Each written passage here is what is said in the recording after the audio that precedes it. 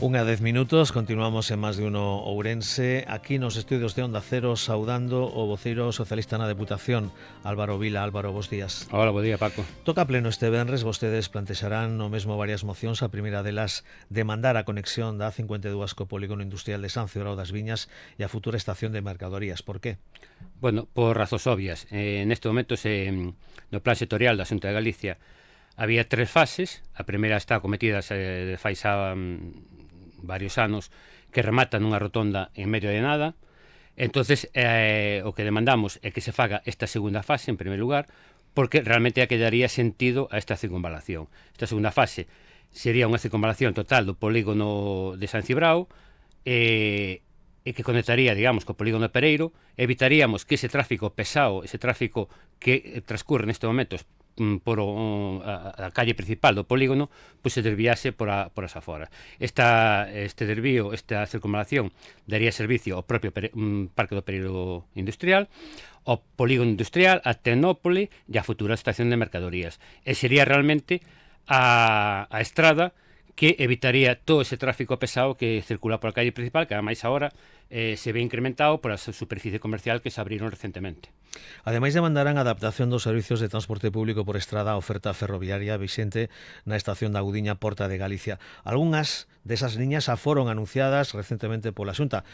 Falta algunha máis ou a moción foi anterior a que a Xunta de Galicia aplicara promovera estos novos servicios de conexión? Sí, a Xunta de Galicia respondeu ante a demanda, digamos, da ciudadanía, neste caso do Partido Socialista. Nos anunciamos a presentación desta moción. A ciudadanía tamén é unha preocupación, a plataforma mesmo, porque realmente había un desleixo importante entre unha desconexión importante entre o que era o horario do tren de alta velocidade e as propias líneas de autobuses. Eso demandamos. Entón, neste transcurso, pues, a Xunta de Galicia modificou, sí, é verdad, algunha destas frecuencias horarias, pero ainda falta por modificar outras, falta por modificar paradas, e tamén o que demandamos tamén esa certa flexibilidade por se en algún momento se produce algún cambio nas frecuencias do AVE, pues ser rápidos nesa demanda, nese cambio de adaptación desas líneas de autobuses.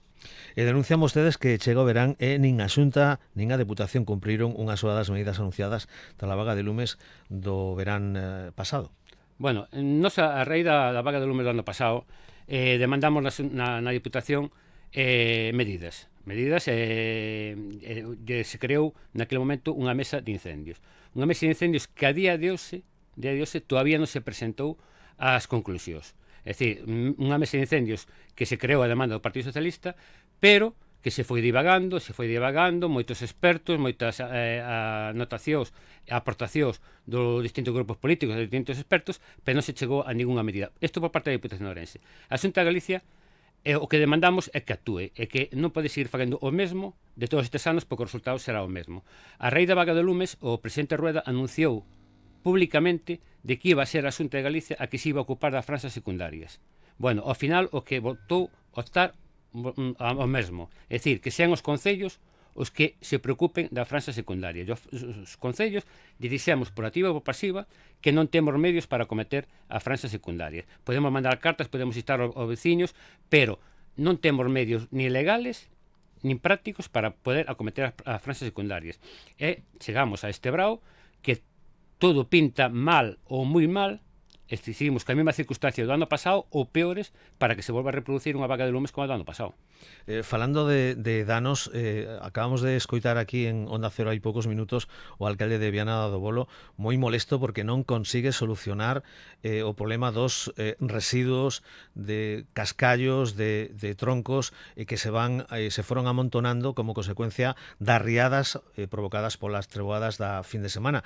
Ata o luns non haberá en Santiago de Compostela, en Presidencia, unha reunión de coordinación para solucionar un problema ou varios problemas ocasionados por esas riadas, fundamentalmente a principal queixa ven porque non se poden retirar esos residuos que lles piden que hai que clasificalos. Bueno, é lamentable neste caso a actuación da Xunta de Galicia, que se pode permitir irse de vacacións neste longo ponte e non solucionar, digamos, este problema que ten Viana neste caso concreto. Nós estuvemos visitando a zona o venres pasado. Indudablemente os destrozos son importantísimos, tanto nas casas como nas infraestructuras, e o que non é de recibo que a Xunta de Galicia a día de hoxe non haya declarado unha zona de emerxencia de Viana, e sobre todo que se pode permitir o luso de irse de ponte e pospoñer unha reunión po lunes con toda a desgracia que hai nese pueblo. Realmente a Xunta de Galicia, unha vez máis, fai caso omiso, digamos, das súas obligacións, e o que tendría que dar unha solución, pero inmediata a estes escombros, e poder desescombrar todo o núcleo de Pradolón, de Bouzas e demais. A petición de declaración de emerxencia vai a levar o alcalde a pleno extraordinario este xoves. Por outro lado, hubo relevo na alcaldía de Vilamartín de Valdeorras, un alcalde moi querido, por certo, Enrique Álvarez, que deixa paso a unha xoven Xerezade Núñez, pero xa con experiencia municipal. Sí, ela xa leva todo este mandato de alcalde en Vilamartín. Bueno, un traspaso, digamos, con normalidade. Si é verdad que Enrique se veña manifestando que, bueno, que as súas circunstancias personais pois lle impedían seguir continuando na alcaldía, e, bueno, se fixo con normalidade, estou segurísimo que Xerezade vai fazer unha magnífica labor, como xa fixo Enrique durante estes prácticamente 15 anos que estuvo na alcaldía ou estuvo no goberno en Villamartín.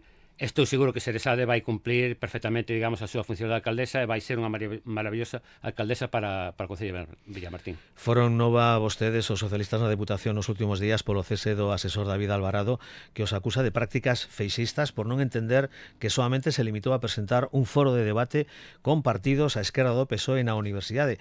Que pasou para que vostedes tomaran esa decisión? No, bueno, primeiro, un pequeno matiz. Ele non era asesor do grupo de Diputación, era, digamos, un administrativo do grupo de Diputación. Era un cambio que xa se estaba barallando facelo, queremos dar unha nova visión ao grupo da Diputación, queremos fortalecer, digamos, as redes sociales de aquí as eleccións municipais, e era un cambio que estaba previsto. Si é verdad que estes feitos, pues, digamos, ao mellor aceleraron un poquinho a situación, pero era un cambio que se iba a producir en breve tempo. Por certo, como vai a confección de candidaturas? Pois ben, ahora, como ben sabes, o sábado temos Comité Federal, ali asistirei como Comité Federal, xa se anuncian, digamos, 3 tipos de ventanas para facer pública a confección das listas. Estamos moi positivos no traballo que vimos facendo neste último ano por a provincia adiante, e creo que os resultados do Partido Socialista van ser bons no conxunto da provincia, e donde, bueno, nas grandes cidades, como este caso de Ourense, como ben sabes, habrá un proceso de primarias para ter un candidato ou unha candidata. E, bueno, a partir do sábado pues, empezaremos o calendario que nos marque, digamos, o Comité Federal. Por certo, como sentou no socialismo ourensán a condena conte coñecíamos ao exministro Ábalos, a Coldo e tamén a Aldama, o corruptor? Bueno, eu sempre dicen que nas organizacións, tanto políticas como empresariales, como pode ser cualquier tipo de colectivo, sempre pode haber, digamos, piezas que non estén de acordo ou que non digamos, non fan as cousas ben, por simplificar. Eu ao meu partido sempre lle pedín que tolerancia cero, digamos, cos corruptos ou ca xente que fai no momento dado unhas prácticas que non son de decoro para o partido. En este caso, o partido actuou como a mí me gustaría que actuara, se separar inmediatamente, digamos, estas piezas, e agora veo unha sentencia. Unha sentencia a mí me parece durísima, me parece cos criterios que cando se recura, digamos, instancias superiores vai ser reducida de forma importante. E o que me sorprende indudablemente é que o inductor a corrupción pues quede libre, digamos, dunha pena maior. É dicir, a mí parece moi ben que se colabore ca justicia, pero esa mensaxe que se dá de impunidade o máximo corruptor, digamos, neste proceso, e que quede fora da cadea, pues me parece un mensaxe moi negativo para a sociedade en xeral. Bueno, non quixera rematar sen preguntarte polo alcalde de Barbadás, José Carlos Valcárceles, candidato socialista, deputado neste momento, actualmente independente, e que saíu absolto judicialmente das acusacións das que foi obxeto e que conduciron á ruptura do grupo municipal socialista. Hai opción de reconducir a situación ou dase por irrecuperable? No, vamos a ver, o alcalde de Barbadás, quedou absolto, pero bueno, foi por, digamos, eu lín a sentencia, foi porque consideraba, digamos, a Suiza que non era o órgano pertinente para debatir, digamos, esa mención. Non sei se a compañeira o levará a outras instancias ou non. En segundo lugar, pois, nós o único que nos limitamos a facer foi transmitir unha denuncia que fixe unha compañeira e levámola aos órganos do partido, tanto superiores como ela o fixo polo canal interno.